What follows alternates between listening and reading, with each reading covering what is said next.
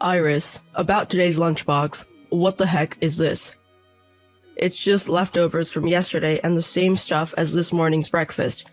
Why didn't you prepare anything for the lunchbox? I haven't seen such a poor lunchbox in a long time. You don't have to say it like that, you know? Managing the household budget is tough. We can't afford to be extravagant. Making a lunchbox doesn't cost that much, does it? Even frozen foods are tasty these days, so include some of those. They're about $1 each, right? Even small expenses add up. I'm somehow managing the food expenses, including your lunch. If it's not enough, use your own pocket money. Why should I have to supplement our food expenses with my pocket money? I hate to say this, but Alan, your take-home pay is $1,500, and we're living on that, you know? You do realize our budget is pretty tight, right? No, I don't get it. Aren't you just bad with money? I have married colleagues who eat better than this. Isn't it strange that I'm eating such a lunch even though we work for the same company? Isn't that because their wives work part-time or they get help from their parents? I wonder if it's okay for me to start working now. Even if it's not full-time, I think I can handle a part-time job. Is it okay if I say something to your mom? That's why I want you to be on my side, Alan. I understand that your mom opposes me working, but we can't go on like this. Who's going to take care of my mom's shopping and doctor's appointments? My mom lives alone. Iris, her daughter-in-law, should be able to handle that. Even if I get a part-time job, I can still do pick-up and drop-off. My mom tends to contact us suddenly. I want you to be ready to act immediately. Can't you ask her to wait a bit? Then I could work and we'd have more room in our budget. No way. My mom wouldn't listen to me. And if you start a part-time job, she might start contacting me instead. My mom believes a wife should be at home. Then can you save a little more, Alan? You're shopping with credit cards apart from your pocket money, aren't you? We're running a deficit every month because of those payments. But we're getting by, aren't we? That's because I'm dipping into my savings from when I was single. If we have savings, we'll be fine, right? What are you talking about? This money is mine. It doesn't matter whose money it is now that we're married, does it? It does matter. And I want to keep it for emergencies. Isn't now the emergency? By emergency, I mean in case of illness or some urgent situation. If you're opposed to me working, at least try to save. I'm already doing my best to save. I've even cut down to less than a pack of cigarettes a day. So, you're not considering quitting? There's no way I can quit smoking. You could also put more effort into our lunches and regular meals, Iris. I'm the one who's working hard every day. Shouldn't you think more about taking care of me? Alan, what's this $1,000 bill on the credit card? Sorry. I ended up buying something I needed. You know your salary is $1,500, right? What am I supposed to do with the remaining $500? That's your job, Iris. Once the rent is paid, there's nothing left. How am I supposed to deal with that? What do we do? Can we use your savings? Please don't rely on my savings. Besides, there's not much left in my savings. I've told you over and over that our budget is tight. Why do you do this? You're so annoying. It's okay once in a while, right? I'm the one who's working. I want to work too if you'd let me. I'm tired of worrying about money every month. Alan, you have your pocket money, but I don't have anything each month. I haven't bought a single thing for myself since we got married. When we got married, we promised to support each other. My salary is going to increase a bit next year, so don't get all worked up. We're talking about now, not next year. Seriously, stop it. You're going to pay for this credit card bill. What? You know I can't afford it. Then why did you use it? Did you use it because I told you about my savings from when I was single? It's not exactly that, but stop calling me while I'm at work. It's your fault, isn't it? Me, huh? It's you who can't manage money, isn't it? No matter how you look at it, our finances aren't balanced. I don't want to talk about money anymore. Yes, that's it. End of story. Wait, it's not over yet. When you get home, we'll talk it through again, alright? Iris, if we argue about this at home, I'll lose my temper, got it? Why does it always end up like this? Our meals are so modest every day because you can't handle money, right? I'm working hard, yet all you do is complain. You're the one not doing anything. Don't you dare talk to me about money again. It's all because you spend too much, isn't it? What else do you want me to do? That's your job to think about it. There are even people on the internet and TV who live on $100, you know? You're lacking creativity, that's all. Don't just blindly accept that. I'm saying most of it is gone just paying rent. You're so annoying. Enough already. I'm not coming home tonight. Huh? Where are you going? To my mother-in-law's place? Enough already. I don't want to talk to you anymore. Alan, I went to the bank earlier. There was no paycheck deposited. You're not late on your paycheck, are you?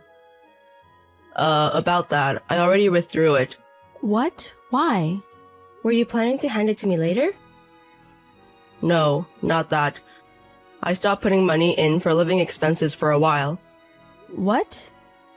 What do you mean? So, about our monthly living expenses, I'm not going to give you any for a while starting this month. Huh? What are you saying? How am I supposed to live without money? Can't you manage with your savings? You're seriously saying that? I told you my savings are running low, didn't I? But you still have some, right? Even last time's credit card bill somehow worked out. You keep saving, save when you have money. I'll be in trouble with the paycheck. Are you doing this because we had a fight? You're cheeky for a parasite. You should be more grateful to me. You've been thinking of me as a parasite? That's right. You're jobless and just eating, right? Isn't the word parasite a perfect fit? I've been doing house chores and going to your mother-in-law's house. I think I'm doing quite a few things. It's not like I'm not doing anything. So, is that making any money? All you do is things that don't earn a dime, yet you act so high and mighty. I've never acted high and mighty, have I? You were lecturing me. You can't live without me. Don't ever tell me to save money again. It's crazy to corner me financially. It's your fault for not understanding my position. So, what are you going to do? Are you going to kneel and apologize when you get home? I've had enough. What do you mean by enough? I'm sorry. Oh, you're apologizing. Then promise me you'll never go against me again. I'm looking forward to coming home today. Depending on your attitude, I'll think about whether to give you the paycheck. Hey, Iris. Why aren't you home? You didn't even prepare dinner. Did my mother-in-law call you over or something? No, not that. I left the house. Huh? Weren't you supposed to apologize? I've done everything I can. You ran away from home because you can't get living expenses from me. You should just apologize quickly instead of being stubborn. I'm the one earning money, so you're the one who'll suffer, I wonder how long this will last, How will the parasite live, I won't be in trouble, but you're going to have a rough time. You should be worried about yourself. What are you talking about? You're the one who'll be in trouble, right? Why am I having trouble? You can't survive without my paycheck, and you're homeless, right? Your parents are already dead. You don't even have a place to go back to. If that's the case, don't worry. I've already found a job and a place to live. What? I've been job hunting, so it was perfect. Job hunting? Hey, it's forbidden to work in this house. I know. I was planning to get a divorce, so I left. Divorce? Why? Are you serious? Why would I lie about something like this? You kept telling me to save money every month because we're running a deficit, but you don't cooperate at all. If you knew I had savings, you'd spend even more. To top it all off, you've been economically sanctioning me because I'm cheeky. Do you think I can live with someone like that? What are you saying? Iris, just come home for now. At a later date, I'll visit the house with the lawyer. Why is a lawyer coming? I just want to talk to you.